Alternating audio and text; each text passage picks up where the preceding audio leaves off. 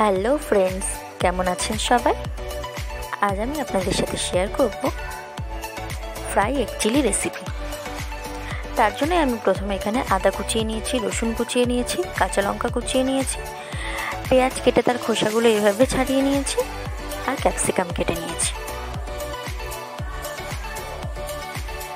এরপরে একটি বাটিতে ডিম ফাটিয়ে নিয়ে তাতে সামান্য পরিমাণে লবণ দিয়ে ডিমটা খুব ভালোভাবে ফেটিয়ে নিতে হবে।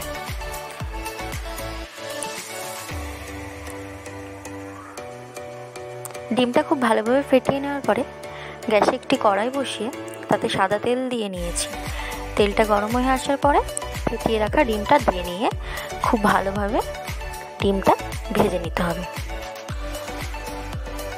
প্রত্যেকটা ডিমকেই আমি এইভাবে ভেজে নেব। ভেজে নিয়ে ডিমগুলোকে ঠান্ডা করে নেব। ঠান্ডা হওয়ার পরে হাত দিয়ে ডিমগুলোকে আমি ছোট ছোট করে টুকরো করে ছিঁড়ে নেব।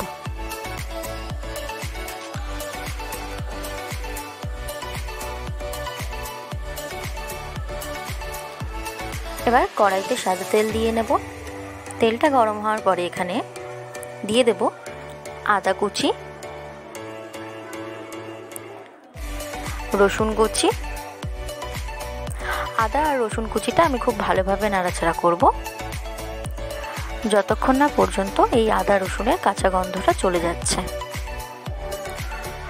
এরপরে আমি কেটে রাখা পেঁয়াজ দিয়ে দেব। পেঁয়াজটা দিয়ে আমি একটু নাড়াচাড়া করে নিয়ে তাতে কেটে রাখা ক্যাপসিকামগুলো দিয়ে দেব।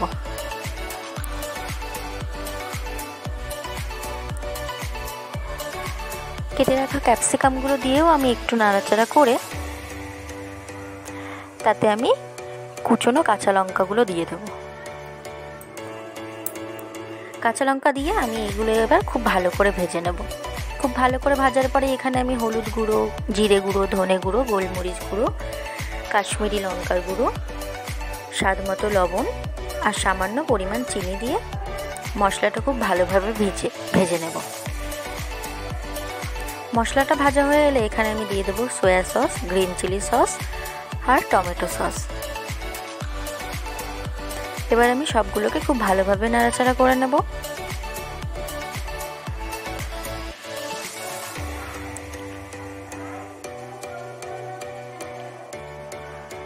খুব ভালোভাবে নাড়াচাড়া করার পরে আমি এখানে জল অ্যাড করব। জলটা খুব ভালোভাবে ফুটে ওঠার পরে এখানে ডিমগুলোকে আমি দিয়ে দেব।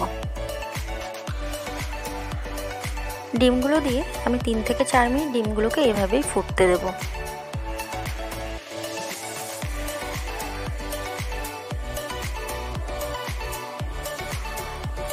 এবার আমি একটি বাটিতে কর্নফ্লাওয়ার দিয়ে তাতে কিছুটা জল দিয়ে কর্নফ্লাওয়ারটা খুব জলের মধ্যে গুলে নেব। গুলে নিয়ে আমি এটি এই ডিমের মধ্যে দিয়ে 2 থেকে 3 মিনিট এভাবে নাড়াচাড়া করে কিছুক্ষণ এটি হতে দেব।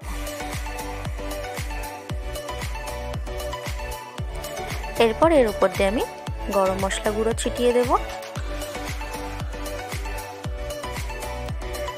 তাহলেই আমাদের ready fry egg chilli recipe.